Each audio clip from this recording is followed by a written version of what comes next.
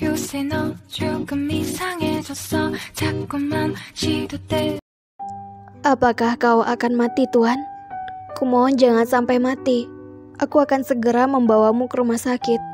Ujar Laura sangat panik karena Alfredo tidak kunjung sadar dari pingsannya. Laura memang sangat tertipu dengan Alfredo.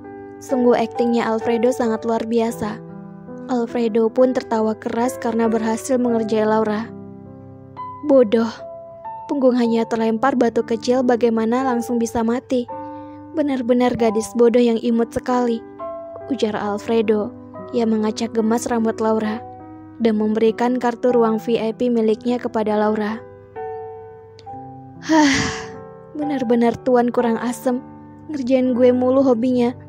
Sudah jelas gue paniknya bukan main, ujarnya di dalam batinnya lega dan kesal. Laura masih belum bisa sadar bahwa dirinya dibodohi lagi. Dasar Alfredo Sebastian Guzman, brengsek, ucap Laura yang meneriaki Alfredo yang sudah berjalan menjauh darinya.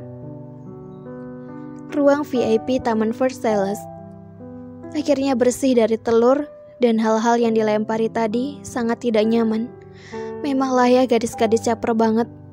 Untung saja gue tadi sabar, kalau enggak, sudah rontok gigi dan tulang mereka gue buat.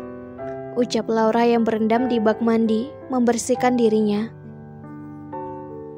Tapi Alfredo itu sangat membuatku marah. Gumam Laura yang masih tidak percaya.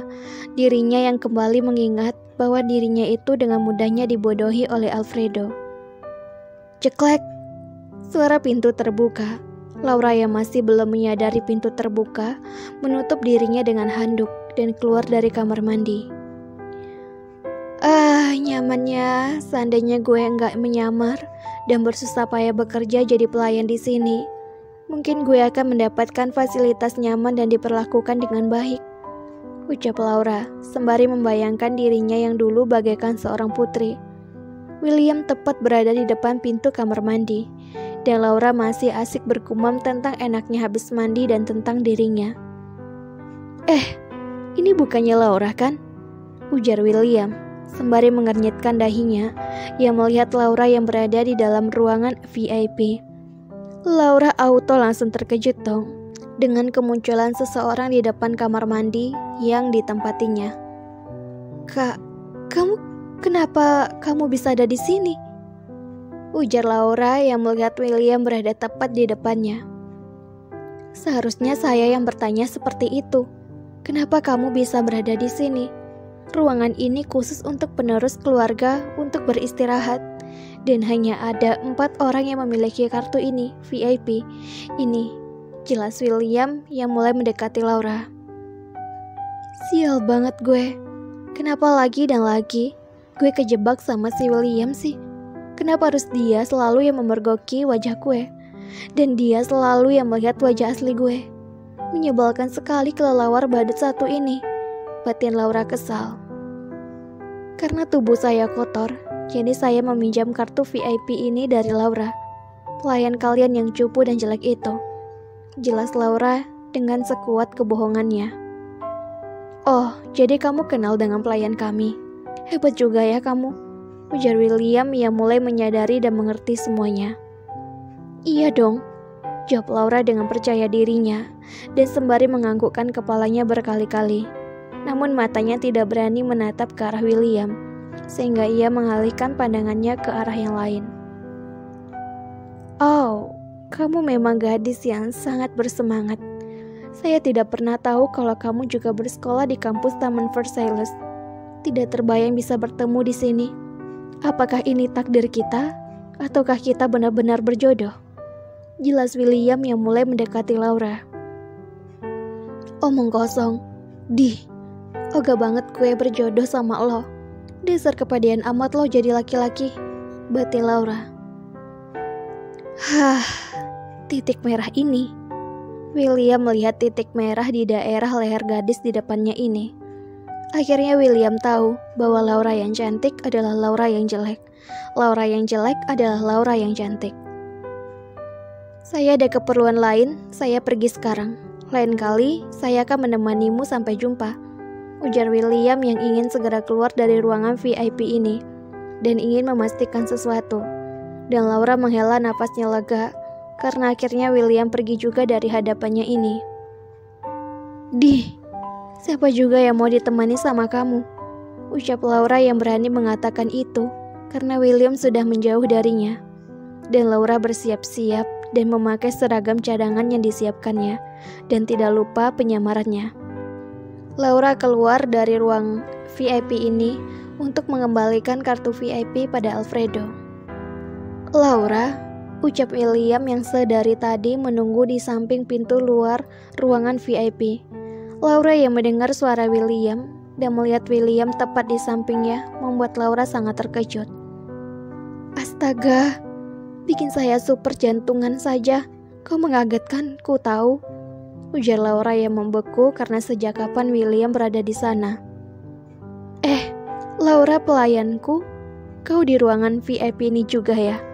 Kemana Laura yang cantik itu sekarang? Ucap William yang mempertanyakan Laura. Tuan William belum pergi, ujar Laura yang tidak tahu harus bagaimana. Oh, Laura yang cantik ya? Laura dia lagi ganti baju. Bohong Laura yang sedang menyamar jadi Laura yang jelek dengan ciri khas kepangan dua di sampingnya. William ini tidak menunggu di sini selamanya kan? Kenapa dia di sini? Gumam Laura. Oh, kalau begitu bisa bantu panggilkan dia sebentar, perintah William pada Laura. Akan sangat menyenangkan mempermainkan wanita yang di hadapannya ini. Baiklah Tuan William. Laura pun berbalik memanggilkan Laura. Yang benar saja, mesti dia memanggil dirinya sendiri. Tidak lama kemudian, Laura sudah melepas penyamarannya menjadi Laura yang cantik dan berjalan keluar menuju William yang sedang menunggunya. William, ada perlu apa mencari saya? Tanya Laura yang tidak memakai penyamarannya lagi. Oh ya, saya lupa ada urusan mendadak saya dengan Laura jelek. Bisa tolong panggilkan dia? Ujar William yang tiba-tiba mencari Laura jelek. Dan kini Laura menajamkan matanya berusaha menahan amarahnya pada lelaki yang ada di hadapannya ini. Sedangkan William kini tengah menahan tawanya sebisa mungkin. Lalu untuk apa lo mencari gue kalau lo pengen bicara sama penyamaran gue? Batin Laura. Dan Laura pun masuk ke ruang VIP kembali dan mengambil barang penyamarannya sambil bergumam tidak jelas. Sial, apakah si William kelelawar badut itu mempermainkan gue? Jadi gue dengan terpaksa ganti baju lagi. Kemana bajunya? Laura mulai panik karena baju samarannya tidak ada di lemari yang diletakkannya tadi. Sebelum Laura keluar dari ruang VIP menemui William, ternyata William sudah memerintahkan siswi lain untuk mengambil bajunya Laura lewat pintu belakang dan menyembunyikannya. Dengan tergesa-gesa Laura membongkar seluruh lemari mencari baju samarannya yang hilang tersebut. Wah, ternyata Laura cantik dan Laura jelek menjadi satu tubuh, ujar William yang sudah masuk ke dalam ruangan VIP itu tanpa suara dan angin, menertawakan wanita di hadapannya ini karena tingkah lucunya yang berusaha berbohong tapi ketahuan. Astaga, gue akhirnya ketahuan. Sial banget nasib gue, gumam Laura yang dirinya sudah tertangkap basah karena penyamarannya yang sudah diketahui oleh William. William? Tuan William, bisa kau bantu aku jaga rahasiakan ini? Ujar Laura yang memelas pada William, menyatukan tangannya menjadi satu dan berharap tingkahnya yang menggemaskan ini meluluhkan hatinya William agar bisa diajak kerjasama karena keterputus asaannya yang sudah tidak dapat berbohong lagi pada William. Oh, merahasiakan bahwa kamu itu adalah Laura yang masuk ke kamar saya, menendang asetnya Alfredo dan memerintahkan kami untuk menirukan cara berjalan hewan, si gadis bertopeng, ujar William yang langsung mengambil menjadi pemain antagonis. Apa ada biaya tutup mulutnya? Sambung William dengan santai pada Laura yang sedang terlilit hutang oleh papanya. Apa? Biaya tutup mulut? Excuse me, ini tuh namanya pemerasan tahu. Semua kata-kata yang mencurahkan bahwa itu hal yang tidak mungkin. William pun mendekati Laura yang sedang bergumam karena pemerasan William. Memeluk Laura lembut dan melumat bibir Laura yang membuat Laura membeku. Anggap saja ini sebagai biaya tutup mulutnya sayang, ujar William yang melepaskan pelukan dan ciumannya yang tidak dibalas oleh Laura. Shit, bocah ini sama saja dengan Alfredo. Wah, kenapa gue lagi dan lagi harus terjebak di antara para lelaki yang sangat mesum ini? Dengan mudahnya mereka mencium bibir gue. Bibir gue bukan permen atau apapun. Bibir gue adalah aset gue yang paling seksi. Teriaknya di dalam batinnya, yang tidak bisa melawannya lagi, sekaligus dengan emosi yang sangat menggebu-gebu. Keesokan harinya kelas bangsawan. Laura, besok semangat ya, ucap Rida pada Laura yang menjadi teman Laura di kelas bangsawan ini. Laura tidak tahu harus semangat untuk apa. Semangat? Semangat apanya? Tanya Laura yang bingung. Oh, bukannya kamu sudah mendaftar mengikuti kontes kecantikan tahunan? Ujar Rida yang memperlihatkan brosur yang menampilkan foto dan nama Laura. Laura pun mengamati brosur tersebut. Hah? Kapan saya mendaftarnya?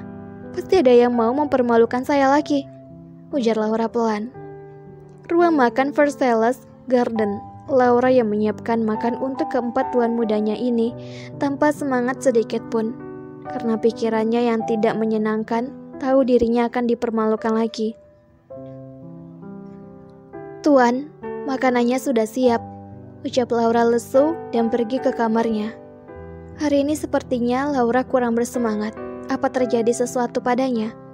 Jelas Tristan yang melihat Laura tidak berisik seperti biasanya. Benar juga ya, saat William menatap Laura yang tidak bersemangat sedikit pun dengan wajah yang ditekuk.